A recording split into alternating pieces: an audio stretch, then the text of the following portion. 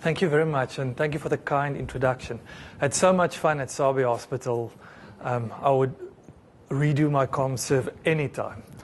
I'm not going to talk about hypoglycemia. I think we're very comfortable with that safety aspect or adverse events that occur when we use anti-diabetic medicines. But I'm going to focus on perhaps the less known safety aspects of anti-diabetic medicines and try and come up with a rational clinical conclusion at the end.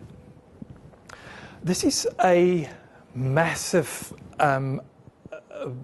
cohort study where more than 400,000 individuals included, where they try to establish the correlation between life years lost at the time as a function of age at the diagnosis of diabetes. So what you can see here is if you were diagnosed with diabetes at 10 years, you would lose around 20 years of life years, and as the older you get, of course, the less life years you lose. So why do diabetics live shorter compared to the normal population? And this is how we understand it. Here we've got, no, it's not projecting very well, HbA1c increasing on this axis, and on this side we've got the incidence of one graph microvascular and the other graph macrovascular cardiovascular endpoints. So you can see as you get an increase in HbA1c or glucose, there's an increase in cardiovascular complications. And we know that diabetes is correlated with atherosclerosis, inflammation, endothelial dysfunction, but the question is there a contribution of anti-diabetic medicines to your cardiovascular risk? And this whole debate was started by rosiglitazone a few years ago. In this graph on the left-hand side, looking at heart failure, and in red we've got rosiglitazone compared to other anti-diabetic medicines, and there was an increased rate of heart failure, hazard ratio of 2 with a significant confidence interval, and you had to treat 7 patients with rosiglitazone to get 1 patient to develop cardiac failure, which I think is quite significant. Also noted was that there was a suggestion that there's an increased risk of myocardial infarction, but the confidence interval was not statistically significant. But I just want to point out, on the basis of this study, the FDA realized that they need to be a lot more cautious when they review anti-diabetic medicines, and they made the call that even if the confidence interval is not statistically significant, they do not want the confidence interval to be more than 1.3 when new anti-diabetic medicines are approved, irrespective of whether it's statistically significant or not. So what's the mechanism of action? How do we explain that you get more cardiac failure? And I'm going to try and keep it as simple as possible, but rosiglitazone seems to increase the protein transcription of a specific transporter, ENaC, or epithelial sodium channel. And this channel in the nephron lumen is responsible for sodium reabsorption. So rosiglitazone seemed to code for this channel, but also transpose it to the luminal side. It also facilitates indirectly phosphorylation of another kinase, serum glucocorticoid regulated kinase, which also transposes ENaC to the luminal side. So basically the way we understand it is you get more expression of this channel and more sodium reabsorption, more water reabsorption, and ultimately cardiac failure. So that's the way we understand it. So that's the one cardiac concern that's been raised. And in this table, I tried to summarize all the other surrogate endpoints of cardiovascular disease. So we've got glucose, weight, blood pressure, lipid profile, and all the anti-diabetic medicines, and I color-coded it. So green means it doesn't have a negative impact on it, a yellow neutral, and red seems to be a concern. And what you'll notice that it seems that anti-diabetic medicines mostly seem to have an impact on weight. And if you look at it a little bit more closer, insulin is an anabolic hormone. that increases the uptake of glucose in muscle and fat and is associated with the greatest increase in weight compared to the other medicines. Sulfonylureas and meglitinides also release or contribute to the release of insulin, contributing to glucose uptake in muscle and fat, and also therefore associated with an increase in weight. The thiazolidinediones converts pre-adipocytes to adipocytes that are insulin sensitive, and with that also contributes to fluid retention, so also associated with weight gain. So there's a number of antidiabetic medicines that increases weight. Some are neutral. Metformin, the one that we're all very familiar with, and also the reason why metformin would usually be the go-to medicine when patients are diagnosed with type 2 diabetes. But there are also some of the newer antidiabetic medicines, the glucagon-like peptide agonists that we don't have available in the public sector, and sodium glucose cotransporter 2, which seems to contribute to weight loss. And I'll say a few words about that, about the last one in one of the slides later on. But you can see there's a significant decrease in weight of 5 kilograms.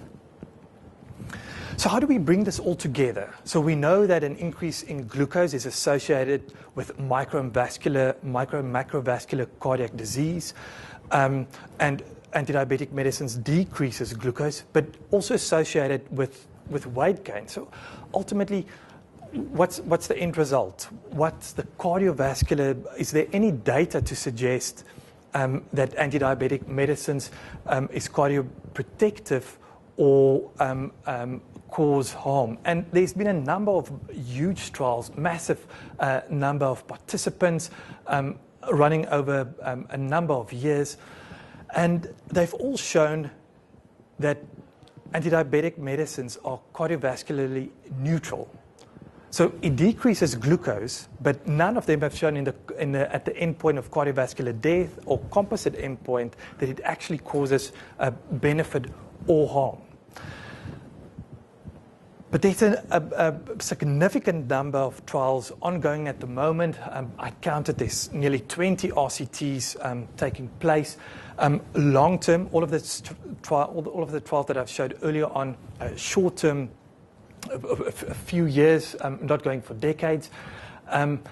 And in the next few years, we'll have more clarity around this. And I think it's important for two reasons. The first is the harm that we've seen with rosiglitazone. But I think it's also important if there's an antidiabetic medicine that shows cardiovascular benefit, then maybe that should be the go-to antidiabetic medicine to use. But still open, and we'll see what happens in the next few years when it comes to the data. Okay, so this is from a cardiovascular point of view. The next that I want to focus on is metformin-associated lactic acidosis. It's got a lot of publicity. And metformin-associated lactic acidosis is a multi-organ dysfunction that occurs associated with a massive mortality of 25%. But I think metformin has been unfairly labeled, and it was actually its older brother, fenformin, that caused a lot of lactic acidosis. And there are significant, or there are a number of differences between metformin and fenformin. Fenformin is hepatically metabolized and then slowly renally eliminated. So if there's renal impairment, then you could potentially get fenformin accumulation. Metformin is renally eliminated completely, so unchanged. There's no hepatic metabolism. And fenformin has got a potent effect on the mitochondrial respiratory chain. So trying to explain it, I'm going to try and make it as simple as possible. Absolutely not a lot of detail on a Friday afternoon. But first thing is that it inhibits hepatic gluconeogenesis. And by inhibiting hepatic gluconeogenesis, you inhibit the glucose pathway and you actually get an increase in lactate. But it also inhibits the transport chain of the mitochondria, which increases ultimately lactate. But insulin deficiency could also reduce pyruvate dehydrogenase and also increase lactate. So that's the way we understand how metformin potentially can cause lactic acidosis. But this is extremely rare, and if one looks at the data, it's observational, there's no controlled data, and the lactic acidosis does not only occur when there's renal impairment. Usually there needs to be another hypoxemic condition, so either cardiac failure or hepatic impairment or some other disease. So it's very rare for metformin-associated lactic acidosis to occur in patients only with renal impairment. So it is possible, but it's highly unlikely and probably not the only determining factor for metformin-associated lactic acidosis. But metformin is very often used in patients with renal impairment. Many diabetic patients have a degree of renal impairment. So should you be using metformin in these patients? And if you look at the viewpoint from regulatory authorities and package inserts, it's absolutely no. So it's contraindicated in patients with eGFRs of less than 50. But I think my viewpoint is that in stable patients with renal impairment, so a stable renal function, with no additional risk factors for lactic acidosis, the benefit outweighs the risk. I think I made the point that metformin has got a much lower risk compared to fenformin, and there's differences between the two. But also important, taking into account that it is a risk that you need to dose adjust the dose of metformin when using it in patients with renal impairment. So this was a meta-analysis. This is not validated in a clinical trial, but as you get a decrease in renal function, you need to decrease the dose of metformin. This is data where they modeled and predicted what would be the metformin concentration in patients with renal impairment. And basically what one wants to do is keep the metformin concentration below 5. On this side, we've got the immediate release metformin. On this side, extended release metformin. And by using a dose of 500 milligrams in patients with an eGFR of 15, you would stay below the 5 milligram level. By decreasing the dose to 1,000 milligrams in patients with eGFR of 30, you would stay below 5, and normal dose in patients that have eGFR of more than 60. So I think to summarize this, I think the risk is low. It's a rare adverse event, occurred more frequently with fenformin. It's not the same for metformin. There are distinct differences. You need to have other risk factors present. And when you use it in patients with impaired renal function, just don't use the normal dose, decrease or drop the dose of metformin. Okay, so that's metformin-associated lactic acidosis. The next that I want to speak a bit about is the cancer risk and diabetic medicines. So if we look at the cancer risk in diabetic patients and compare that to the normal population, there's a definite increase in risk in patients with diabetes. So what is the contribution of medicines to this? Before I get there, how do we understand? So how do we explain this? What is the reason behind this? And also a difficult concept, but to make it as simple as possible, when you've got a tumor formation, there's an increase metabolic need, and this Warburg effect occurs. So basically, cells move from an oxidative phosphorylation pathway to an anaerobic glycolysis pathway, despite the fact that there's normal oxygen and more glucose, or glucose seems to drive this pathway. So this is just the hypothesis. So we think the increase in glucose drives the conversion to this pathway, and perhaps that's could explain this increased risk in cancer. but this is just, it's a hypothesis, not validated in any bigger trials. The GLP-1 or glucagon-like peptide-1 agonists, so made the point that this is not available in the public sector, but if you work in private, you would have access to this. In the preclinical data, there was an increased medullary thyroid carcinoma in the animal model. So GLP-1 receptor stimulation led to C-cell hyperplasia and an increase in cancer, thyroid cancer. But in humans, and there's been a number of trials that have been combined in a meta-analysis, there does not seem to be any significant signal that this is true for humans. But irrespective, I think it would be very hard to establish a causal relationship between this class of medicines and medullary thyroid carcinoma, which is a rare malignancy, and it would require a massive amount of patients and follow them up for a long time to actually come to a conclusion. So animal data perhaps does not seem to translate in any cancer risk in humans.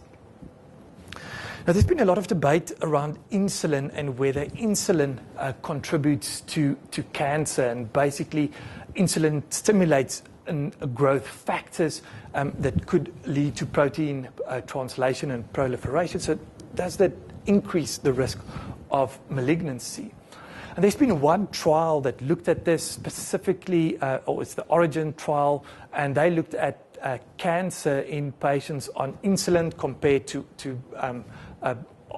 other therapy, and there's been no increase in risk. Sorry, the other therapy was oral diabetic medicines, and absolutely no increase in risk in cancer.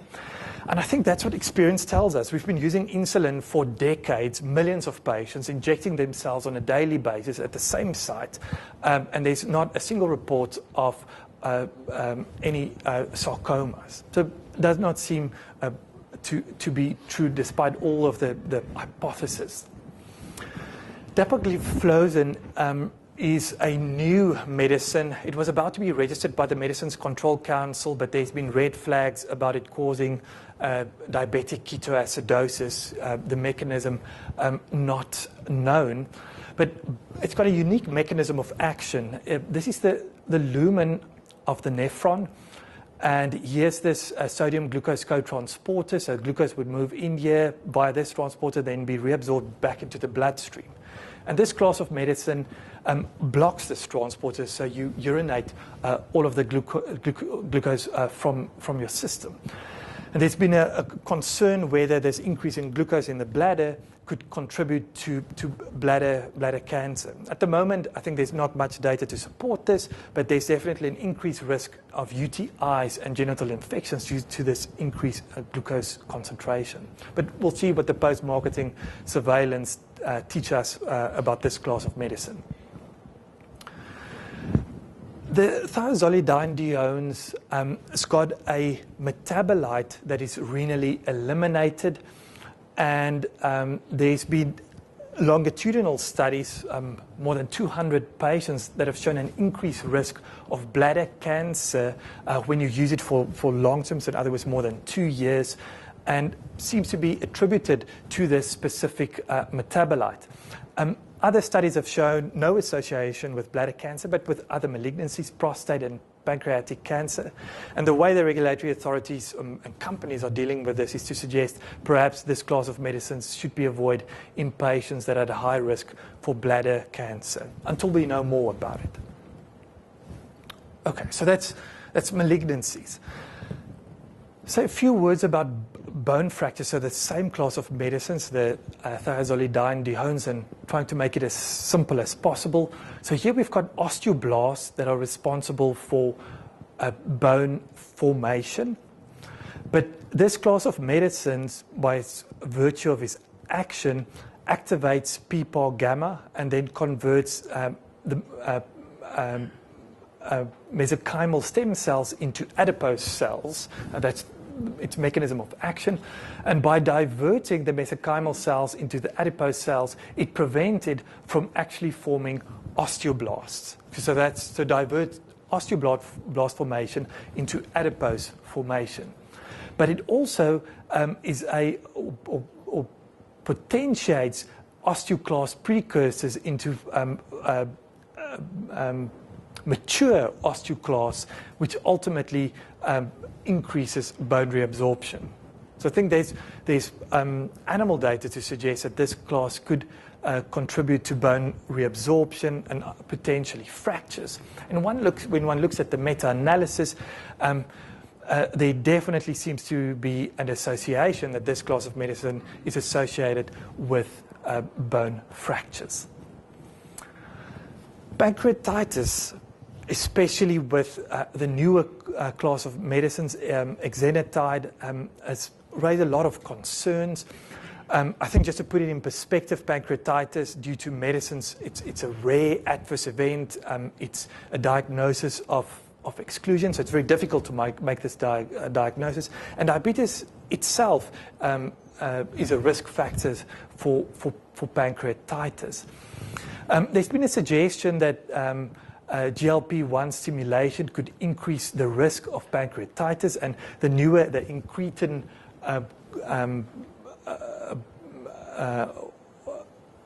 anti-diabetic medicines work specifically on this pathway. So a concern that use of these medicines could increase the risk of pancreatitis. And try to put it once again into a table. Some of the medicines seem to be protective. Some of the anti-diabetic medicines seem to suggest that there's no association. And some of them, the incretins, as I've suggested, there seems to be an association, but a rare event. So a potential, but I don't think that this would be one of the decisions that or clinical decisions or adverse events that you will consider when making a clinical decision whether you want to use this class of medicines or not. So just to say a few words about pregnancy. So this study was published in 1990, and I think it set the cat loose amongst the pigeons when it suggested that macrosomia is associated with an increase in cord insulin concentrations. So they had two groups, infants with macrosomia compared to infants without macrosomia, and those with macrosomia had higher umbilical cord insulin concentrations. So for the next few years, this has been debated, and ultimately, I think if I could just summarize the conclusion, insulin does not cross the placenta. When insulin binds to antibody, it forms a complex which seems to cross the placenta, but it doesn't seem that this is metabolically active at all. And when one looks at the different types of insulins, because this group suggested that the risk of it crossing is higher for animal insulins compared to human insulins, one currently looks at the meta-analysis and the data that's available, that is not true. There's no difference or safety difference between the different types of insulin, and there's absolutely no association that insulin crosses the placenta. And macrosomia is related rather to uncontrolled glucose and not the medicine. Okay, but this continued for up to 2000, this whole debate around this, but I think it's now finally been put to rest. Metformin crosses the placenta, its concentrations 50% that of the maternal concentration. And when metformin is compared to insulin, there's no difference in maternal outcomes.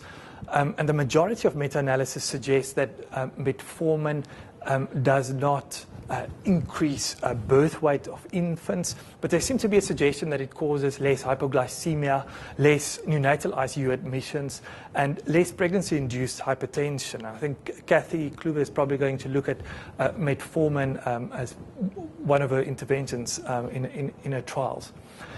But this is short-term safety, long-term safety in infants at this stage is lacking. When we look at the sulfonylurea, glibenclamide crosses fetal concentrations 9 to 70% that of maternal. Findings for this class of medicine is not consistent. Some suggest, compared to insulin, that perhaps there's more NICU admissions, more macrosomia, more hypoglycemia compared to insulin. I think it's open to debate, but there seems to be a suggestion that it's perhaps less desirable compared to insulin and metformin. So if I could summarize this, came to the end of this talk, I think it still remains that the most significant adverse event with antidiabetic medicines is hypoglycemia, associated with a mortality risk to that. I think metformin-associated lactic acidosis has been overemphasized in the era of metformin. I think you need to have multiple risk factors. And when used, I think it could be advocated its use in patients with renal impairment as long as you dose adjust. The thiazolidinediones have been associated with cardiac failure and fracture risks, especially in females. I don't think cancer risk at this stage is a major factor that you would use to adapt your treatment plan. Incretin-induced pancreatitis is rare. I think other diabetic medicines and diabetes itself could also be a risk factor for this. Metformin and insulin, I think there's sufficient data to suggest that they are safe in pregnancy. And current data suggests that the improved glucose control definitely outweigh any of the adverse events and risks associated with diabetic medicines. Good. And I'm happy to take any questions.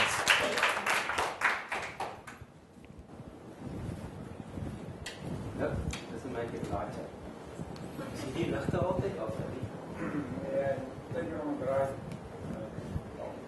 Derek, thank you very much. And colleagues, the next paper is open to questions or comments. I think just to start the ball rolling from our side, I think there are only two oral agents that we use at the moment, metformin and one sulfonylurea, and that's what the Americans call glibenclamide. And when I trained, we were told that doesn't cross the placenta, and we always wondered about that. Learning about the molecule size and its charge and the way drugs do cross the placenta. But there were a couple of studies in the last 5 years, maybe 10 years, which showed that actually the tests that they were doing, it actually crosses in very limited amounts. And so when you use more sensitive tests, they can test lower down for concentrations lower down, that they did pick up the glibenclamide levels in the cord blood. But most of them were more lower than the levels they tested for initially. So it is interesting to see how the story changes. The part that I'm interested in is metformin, when you were saying about cardiovascular risk, because there's newer data to show, animal data to show that metformin actually modulates cardiovascular risk on the endothelial level, decreasing oxidative stress, and it also decreases arterial stiffness. And if that's true, that's very interesting, and that's why we're interested to see what would happen if you increased it or introduced it into patients who already have hypertension, so they already have those risk factors, and would that ameliorate the risk factors down the line? I think that's where our thinking is going. So if I could just make a comment about the glibenclamide, I think you saw that it depends what you read, and it depends on the source. So some quote that it's a single-digit percentage that crosses into the cord blood. Some suggest that it would be a lot more. Once again, also depends on the meta-analysis. So some meta-analysis suggest no risk compared to insulin. Some of the meta-analysis that were published last year suggest, okay, perhaps it crosses and could have adverse events in the fetus. But I think I'm not putting my head on a block and say that definitely causes harm and should not be using it. I think it's open for debate. I think perspectives seem to change.